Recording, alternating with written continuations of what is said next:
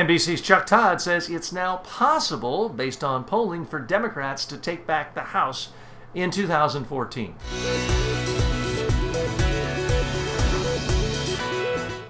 So, folks, there have been a number of polls out suggesting that a plurality of Americans blame the Republicans, not the Democrats, for what's happening with the government shutdown, the possibility of us defaulting on our debt. That's a good thing, and some polls have even suggested that this is enough to make the difference in 17 House seats, which would give control of the United States Congress, the House, to the Democrats.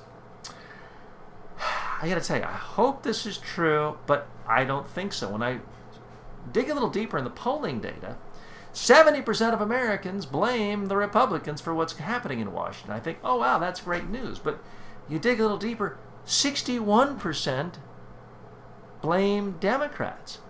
You factor in a plus or minus accuracy of 4%, we're really only talking about a handful of points difference in how people sort the blame.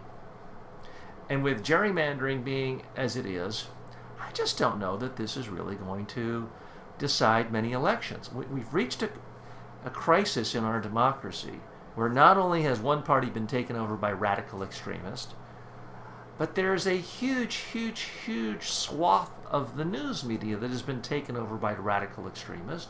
And there are tens of millions of Americans who only get their news from these extremist places. Wall Street Journal, editorial page, Fox News, talk radio. They're in this bubble. So, I actually think we're at the point now where a Republican Party can get away with anything, and their side would just spin it, deny, accuse the other side of doing worse, and it would be a wash politically. So I am not optimistic about this being transformed into an onslaught of voter distrust for Republicans and Democrats taking back the House.